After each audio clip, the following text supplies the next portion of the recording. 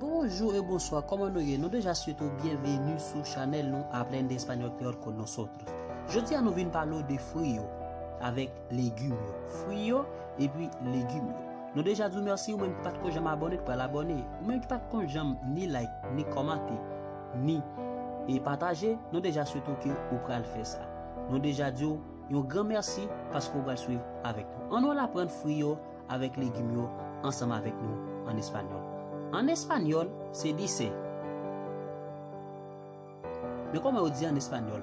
Mango, c'est dice mango, qui veut dire mango. Mango, mango.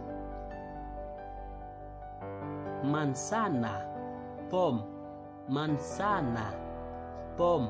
Manzana, pomme. Piña, anana. Piña, anana. Piña,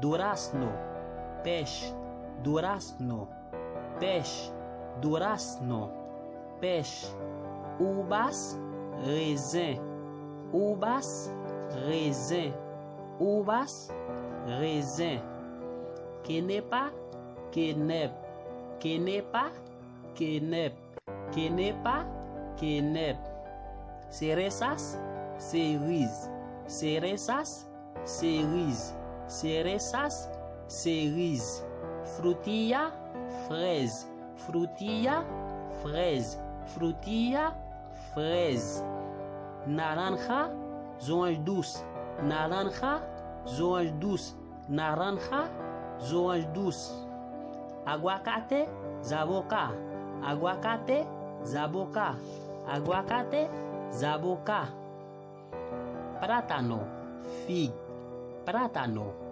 figue, plátano, figue, frambuesas, framboise, frambuesas, framboise, frambuesas, framboise, mandarina, mandarine, mandarina, mandarine, melon, melon, melon, melon, melon, melon, sandía, melon de l'eau, sandía, melon de l'eau, sandía, melon de l'eau, papaya, papaye, papaya, papaye, papaya, papaye, pera, pois, pera, pois, pera, pois, banana, banane, banana, banane, banana, banane, pépino, concombre, pépino, concombre, pépino, concombre, lechuga, leti, lechuga, leti, lechuga, leti, repollo, chou, repollo, chou,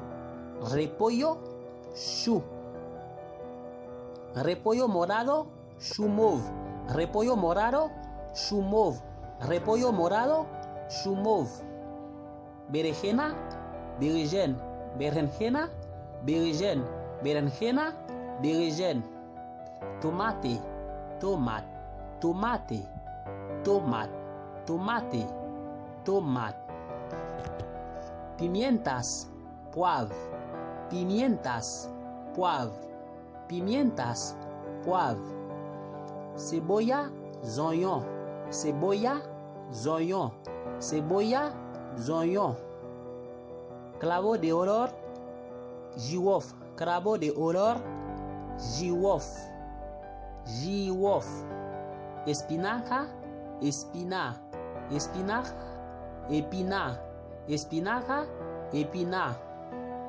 brocoli, brocoli, brocoli, brocoli, brocoli, brocoli, champiñones, champignon, champiñones, champignon, champiñones, champignon, zapallo, jumu, zapallo, jumu, zapallo, jumu, maíz o choclo, maíz, maíz, choclo, maíz, maíz, ají, piment piqué, ají, piment piqué, ají, piment piqué. Betarraga, betterave. Betarraga, betterave. Betarraga, betterave. Puerro, poireau. Puerro, poireau. Puerro, poireau. Arveja, poire cangouvette. Arveja, poire cangouvette. Pimiento, piment douce. Pimiento, piment douce. Pimiento, piment douce. Rabano, radis. Rabano, radis. Rabano, radis. Coco, cocoyer. Coco, cocoyer. Coco, cocoyer. Las frases frasio. On va louer frasio ensemble avec nous. Vamos a ver las frases con estas frutas y verduras. Me gusta tomar jugo de piña. Me gusta tomar jugo de piña.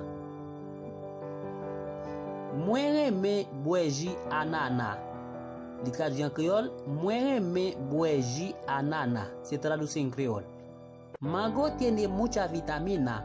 Mango tiene mucha vitamina. En créole, mango gagne un pile vitamine. Mango gagne un pile vitamine. ¿Ok? Los deportivos le gustan comer plátano. Los deportivos le gustan comer plátano. En créole, sportifio reme manger figue. Sportifio reme manger figue. El jugo de uvas es mejor que la manzana. El jugo de uvas es mejor que la manzana. Créole, giraisin plus bon que pomme. Giraisin plus bon que pomme. En Haití producen mucho tomate. En Haití producen mucho tomate. En créole, en Haïti, yo fait un pile tomate. En Haïti, yo fait un pile tomate. Mayoría cocineros usan ajo para cocinar. Mayorías cocineros usan ajo para cocinar. Majorité cuisinier utilise l'ail pour faire manger. Majorité cuisinier utilise l'ail pour faire manger. Limón es mi fruta preferida. Limón es mi fruta preferida. Perdón. Citron, c'est fruit préféré moi. Citron, c'est fruit préféré moi. ¿Ok? Frutas y verduras están buenas para la salud. Frutas y verduras están buenas para la salud. En créole, frio ak légumes yo bon pour santé. Frio ak légumes yo bon pour santé. No me gusta pelar cebolla.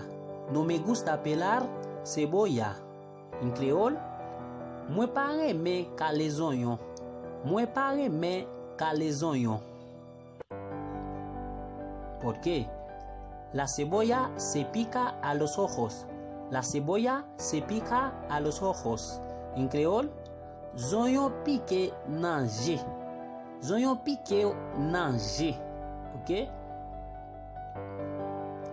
Aguacate es una fruta rica. Aguacate es una fruta rica. En créole, zaboka c'est un fruit qui goût. Zaboka c'est un fruit qui goût. Nous déjà dit merci ou même qui était là avec nous. Si vous sentez que vidéo ça est intéressant, que vous appréciez ça qui t'a dit, eh bien, vous capable faire nous comme ça avec commentaire ou bien vous capable aussi et partager vidéo yo. OK, partager vidéo à faire aux amis qui intéressé pour capable participer gens ou même ou participer. Si vous pas de quoi abonner, j'aime déjà dit là, pas oublier faire ça. Si vous pas de quoi ni like ni commenter, eh bien n'attend commentaire, nous déjà dit bonne fin de journée avec bon Dieu. Restez avec bon Dieu qui est le Seigneur capable de bénir. Ciao ciao, à la prochaine.